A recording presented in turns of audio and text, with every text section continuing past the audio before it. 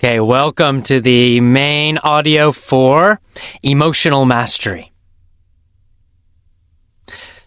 So let's talk about emotional mastery in more detail now. How can you manage your emotions? How can you control? I don't like the word control, but let's just say manage your emotions so that you feel better and stronger while you're learning English. So it's easy to say that, feel good when you're learning English. But unfortunately, a lot of people feel bad when they're learning English. A lot of people feel bored.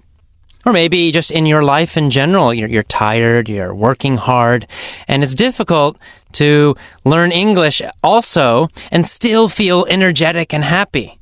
So we have to learn some techniques, some methods to manage our emotions, to make sure our emotions are feeling strong while we're learning. And remember, again, that emotion and psychology are 80% of success. And a lot of people talk about this in the academic world. Dr. Stephen Krashen, again, he's the top expert on language acquisition, language learning, and language education. And he talks about this idea of non-linguistic factors, which basically means psychological and emotional factors, that they're more important than the method you're using. Tony Robbins, the famous peak performance coach, talks about this as well. He says directly, success comes from emotion. 80% of success is emotion. The other 20% is the method. It's how you do it. So we've got to master our emotions to master English. How are you going to do that? Let's talk about that now. There are two keys to emotional mastery.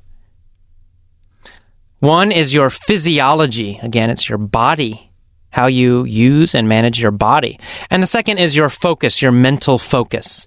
Now, a lot of this comes from, again, Tony Robbins and Joe Vitale and some other peak performance coaches. So I'm using their information and I'm applying it. I'm focusing it on this process of learning English, and how can you take those ideas and use them to increase your English learning power so you learn faster, so that you speak better.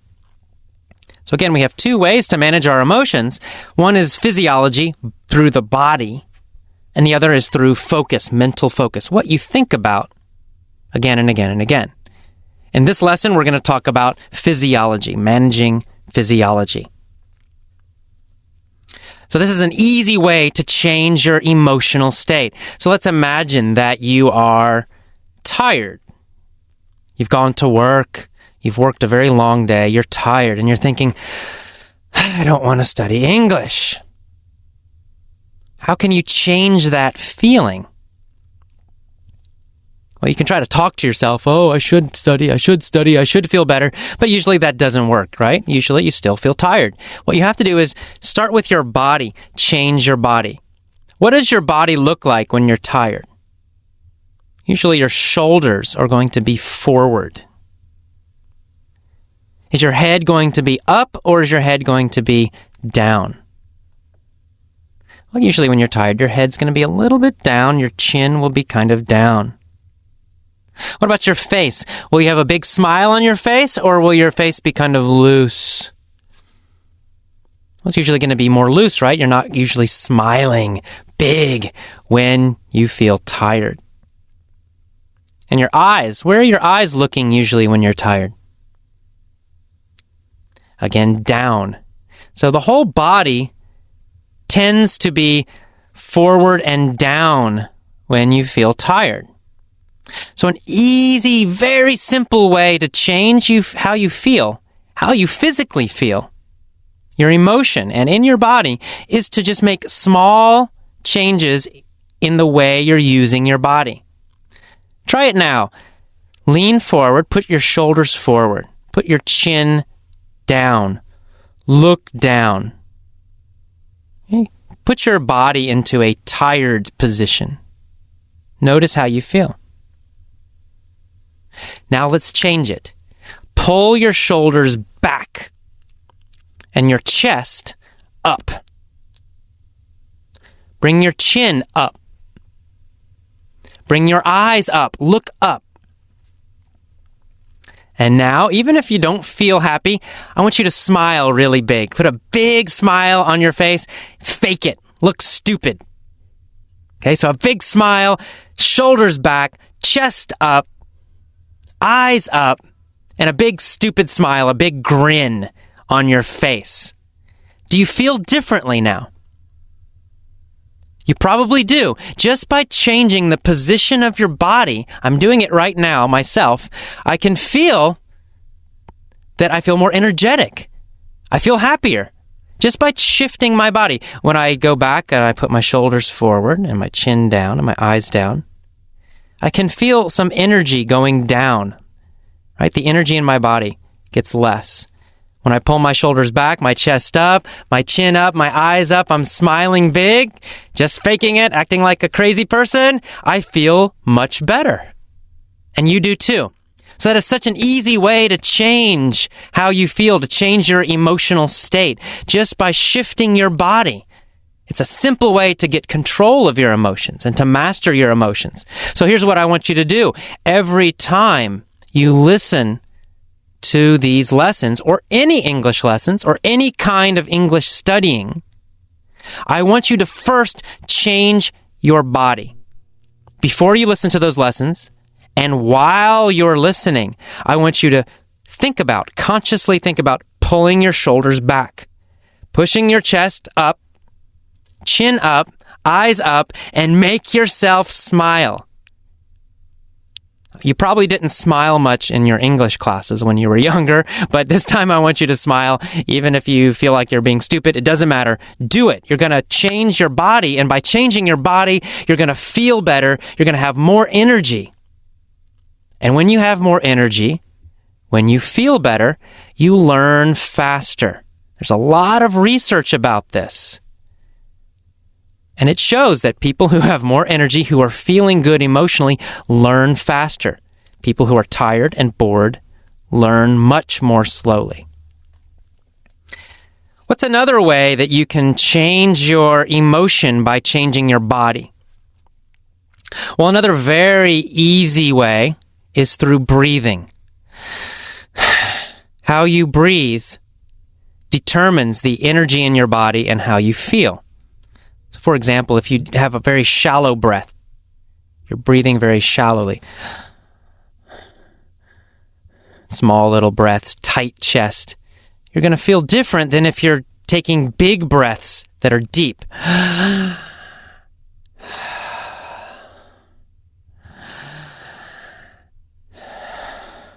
That was just 2 breaths. Already I can feel in my body a lot more energy.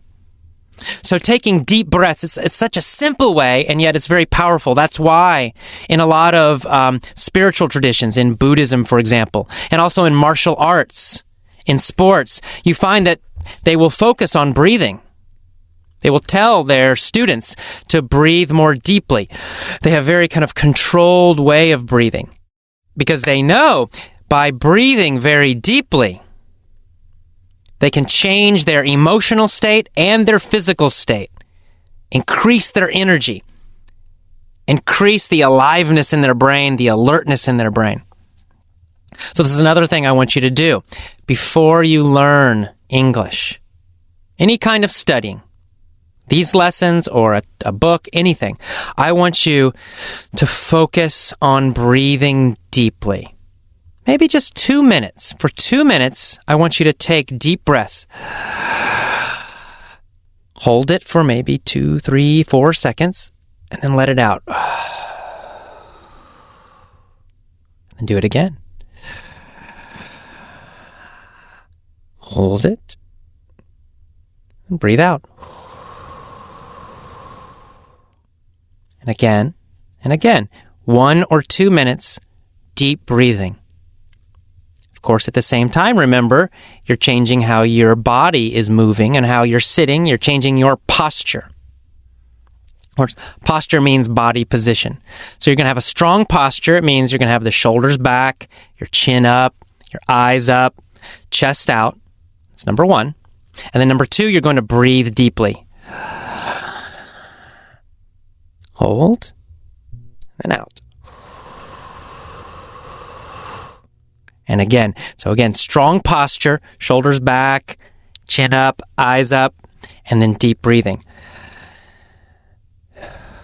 Do this for 1 or 2 minutes every time before you study English. I know it seems crazy. It seems so simple. And yet it will totally change the way you feel while you're learning. Because you will feel differently.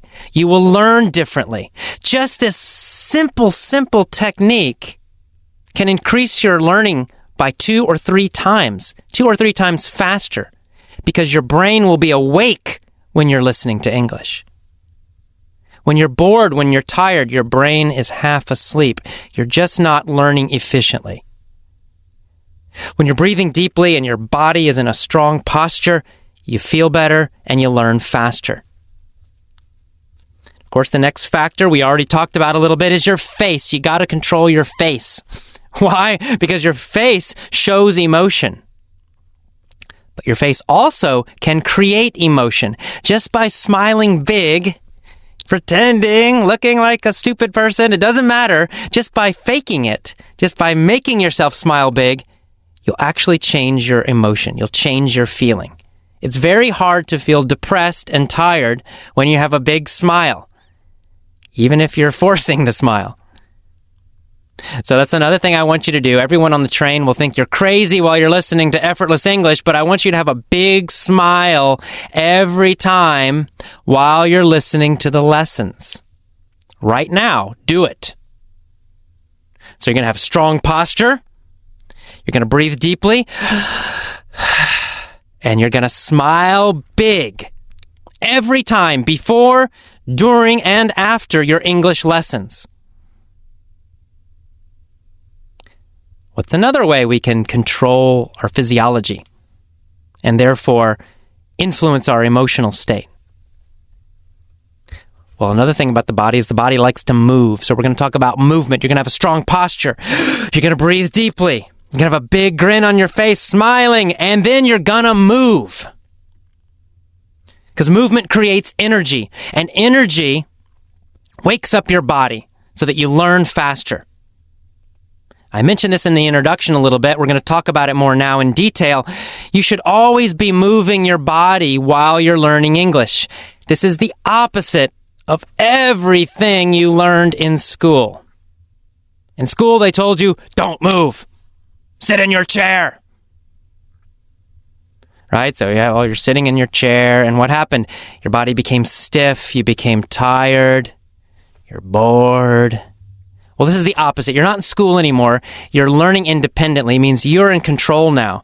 And so I want you to do the opposite of what happened in school. I want you to move your body every time you're learning English.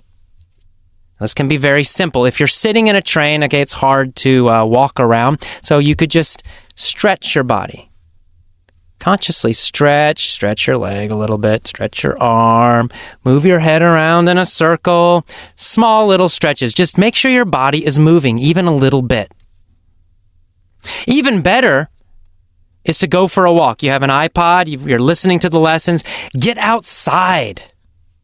Walk on the street, walk in the country, walk in the woods. It doesn't matter. Get out and walk. Move that body. Keep your posture strong while you're walking, shoulders back, chin up, eyes up, chest up. Breathe deeply while you walk. And of course, smile big while you're walking. Everyone will think you're crazy. It doesn't matter.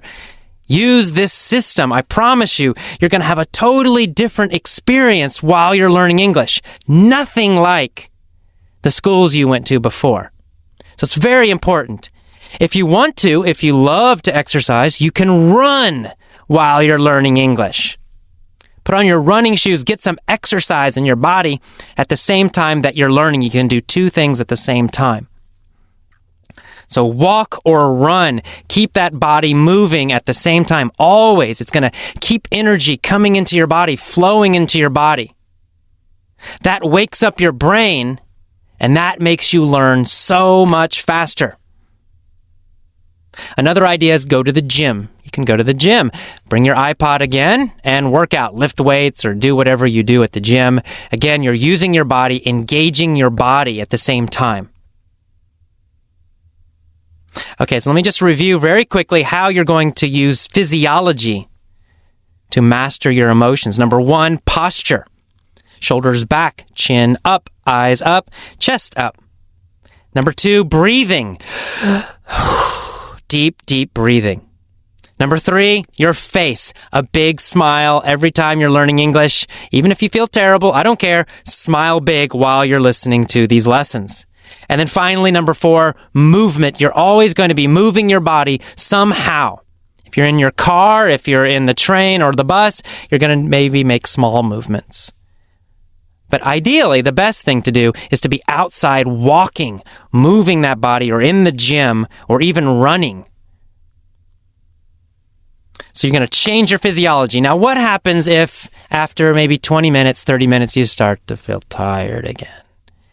You're listening to the lesson and you're starting to get a little bored. Oh, AJ keeps talking. Oh, God. Oh, I'm getting bored with this. Well, you can just quit. That's what most people do, but don't do that. What you need to do is just wake your body up again. So pause. Pause that lesson. Stop. Give yourself a little break. Change. Listen to some exciting, fun music again. Get up, dance around, move, smile big, get your posture stronger again. Breathe more deeply. Wake up your body, maybe for 5 minutes. And then back to the lesson again. Do this every time. Anytime during a lesson you start to feel tired or bored, just pause, take a break, a 5-minute break, and wake up your body. So anytime during a mini story, during a main article, during a vocabulary lesson, it doesn't matter. Pause anytime you feel your energy going down. Change, listen to your favorite music, jump around, move, make your posture strong again, smile bigger, start feeling great, get that energy in your body, then return to the lesson again.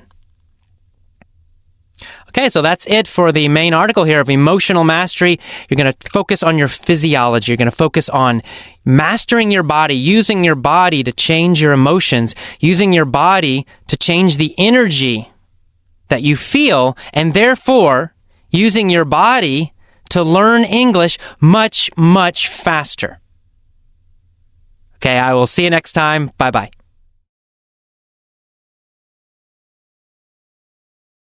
Okay, welcome to the mini story for emotional mastery.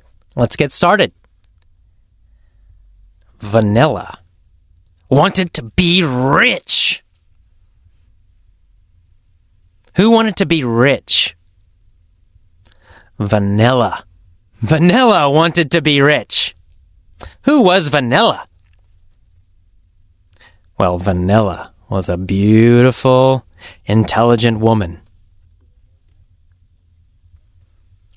What kind of woman was Vanilla?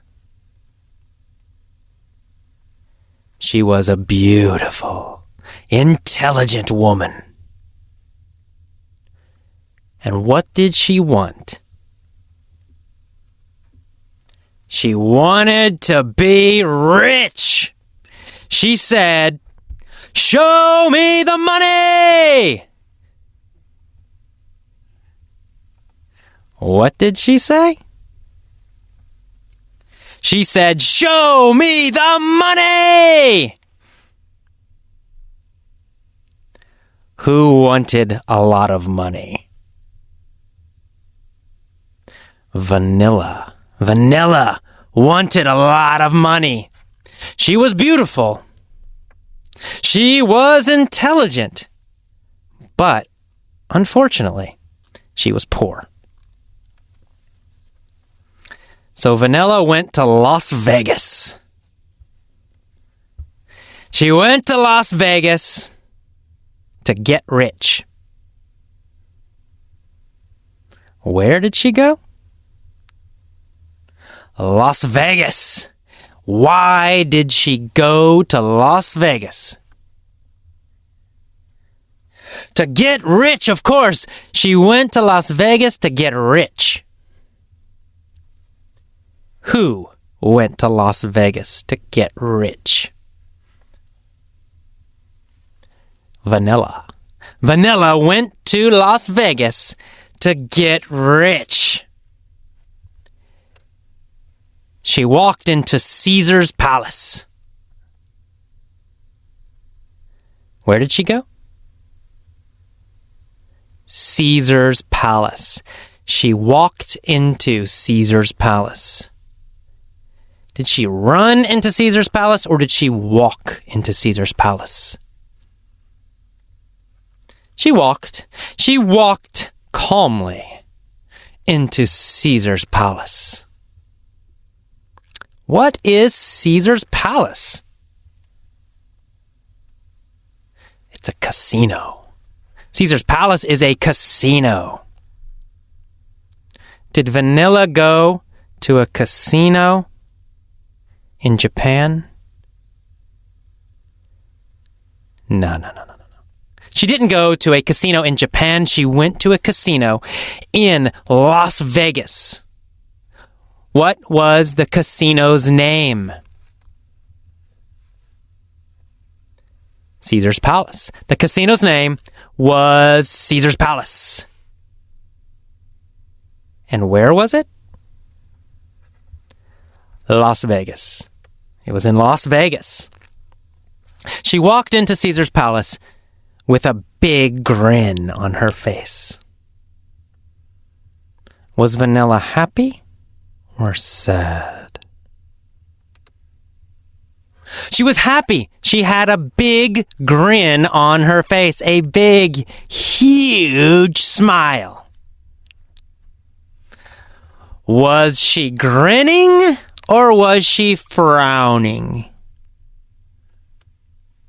She was grinning. She had a big smile on her face. She was grinning.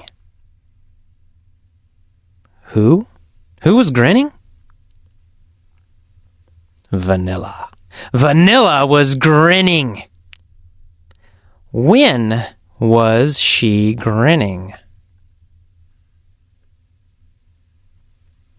When she walked into Caesar's palace.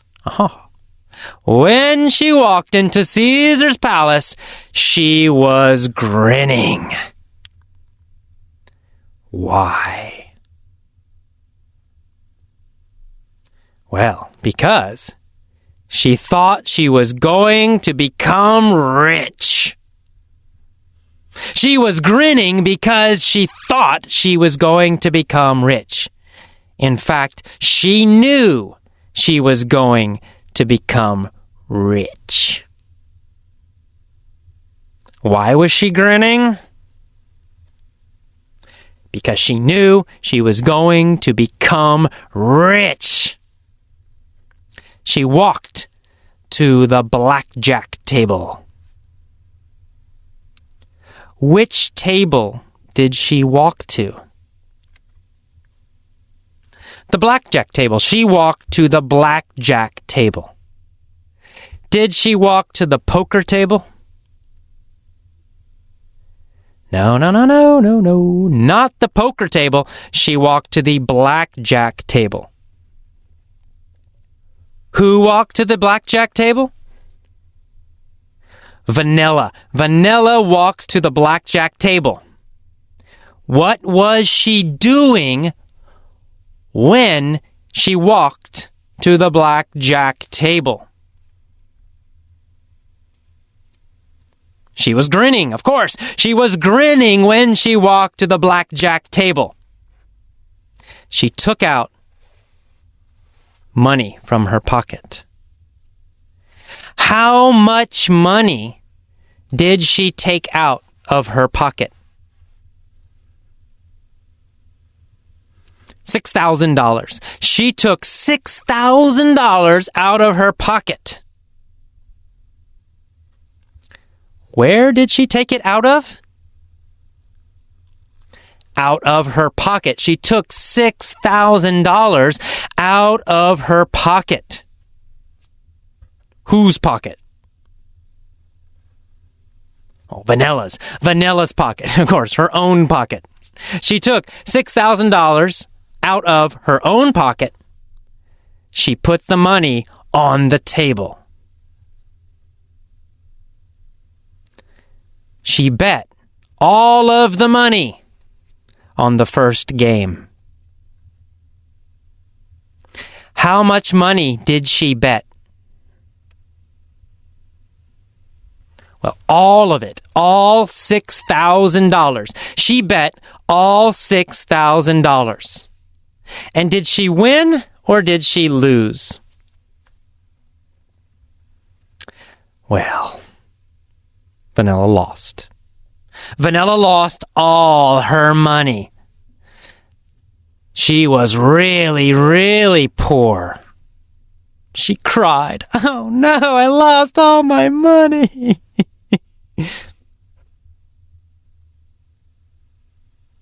What about Warren Buffett? Who's Warren Buffett? Warren Buffett is the richest man in the world. Does Warren Buffett play blackjack? No, Warren Buffett does not play blackjack. What does he do? He buys stocks. He buys what? He buys stocks. Stocks are parts of companies, like a piece of a company. So Warren Buffett buys stocks. He goes to New York and he buys stocks. So Warren Buffett went to New York at the same time that Vanilla went to Las Vegas. When Vanilla was in Las Vegas, where was Warren Buffett? New York. He was in New York. Warren Buffett was in New York when Vanilla was in Las Vegas. Did Warren Buffett lose money in New York or make money? He made money. He made $60 billion. How much money did Warren Buffett make? He made $60 billion. How much did Vanilla make? 0. She made no money. In fact, she lost money. Vanilla lost $6,000. Warren Buffett made $60 billion. Did Vanilla grin? Well, no. First she cried. But then she changed her physiology. She pulled back her shoulders. She put her chin up. And she grinned. She said, "I will become rich." Did Warren Buffett grin after he made $60 billion? No, he didn't grin. He frowned. Warren Buffett always frowns. Who frowned? Warren Buffett frowned. And who grinned? Well, Vanilla grinned. She cried and then she grinned. Next, Vanilla went to Alaska. Why did she go to Alaska? She went to Alaska to dig for gold. What did she want to do? She wanted to dig for gold. Who wanted to dig for gold? Vanilla. Vanilla wanted to dig for gold. So she got a shovel and she started to dig. Every day, she dug for gold. 5 days. 10 days. digging for gold, digging for gold. After 60 days, her back hurt. Why did Vanilla's back hurt? Because she had bad posture. Of course, Vanilla had bad posture while she was digging. Did she have good posture or did she have bad posture? Vanilla had bad posture while she was digging. What kind of posture did Vanilla have? Bad. She had bad posture. Was her back straight or was it bent? It was bent. Her back was bent. She had bad posture while she was digging for gold. Where did she have bad posture? Well, in Alaska. She had bad posture in Alaska while she was digging for gold. When? When did she have bad posture? While she was digging for gold. After 90 days, Vanilla's back hurt, and she had no money. She started to cry. My back hurts, and I have no money. Did she cry? Did she feel bad? Was she depressed? Yes, Vanilla was depressed. How did she feel? Depressed. Was she super sad? Yes, she was depressed. Why was Vanilla depressed? Because her back hurt and she had no money.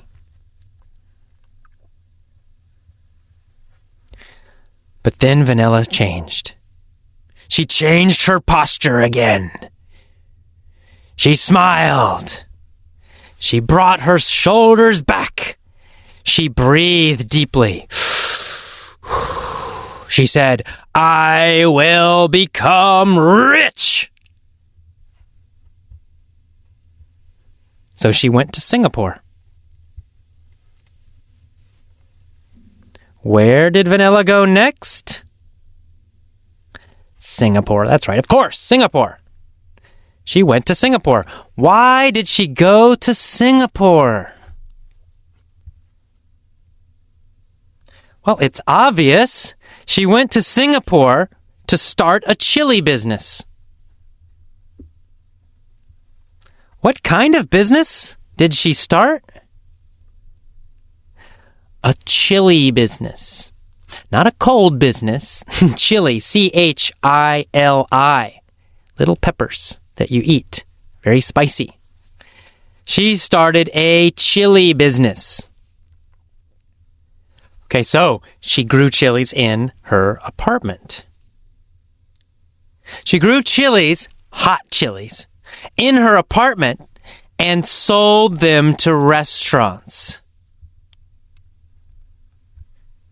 So she grew broccoli in her apartment and she sold them to restaurants. Not broccoli. Chilies, not broccoli, chilies. She grew chilies in her apartment and she sold them to restaurants. What did she sell? Chilies, hot chilies. She sold hot chilies to restaurants in which city? Singapore. In Singapore, she sold hot chilies to restaurants. Where did she grow the chilies? She grew them in her apartment. She grew them in her apartment. Then she sold them to restaurants. What did she sell to restaurants? Hot chilies. She sold hot chilies to restaurants. So, what did Vanilla want? Vanilla wanted to be rich. Where did she go first? Las Vegas. She first went to Las Vegas. She played blackjack. She lost all her money. Where did she go next? Alaska. She went to Alaska. She dug for diamonds. And she got a bad, painful back. No. She didn't dig for diamonds. She dug for gold. She went to Alaska. She dug for gold. But her posture was bad, so her back hurt. No money and a painful back. And finally, she went to Singapore. She grew hot chilies in her apartment and sold them to restaurants. And she made $28 billion. She became the queen of hot chilies. The Asian queen of hot chilies. Vanilla became super rich. She got the money. Did Vanilla become super rich? Oh, yes, she did. How much money did she make? $26 billion? Oh, no. $27 billion? No. $28 billion. Vanilla made $28 billion. She was beautiful. She was intelligent. And finally, she was super rich. Okay, that is the end of the mini story for emotional mastery. How about you? Was your posture good during this lesson? Were you smiling while you listened? Were you breathing deeply while you listened? Were you moving your body as you listened to this story? I hope so. You should. If not, it's okay, but next time, be sure. Strong posture, deep breathing, big grin, and moving your body as you listen to the story. And one more thing you can do. If you're at home, if you can be loud, you can listen to the story and shout your answers. So if I say, "What was her name?" you shout, "Vanilla!" You can do this in the train or the bus too if you want to. In San Francisco, we have a lot of crazy people. So if you do something like this, nobody cares. So you can do that too. But if you feel strange about shouting in public, then maybe do it at home. If you listen at home, stand up, move your body, and shout the answers. Loud, strong posture. Don't be shy about speaking English. Teach yourself to be strong when you speak English. And remember, posture, breathing, big smile, big grin, and move your body as you listen to every lesson. Okay, I will see you next time. Bye-bye.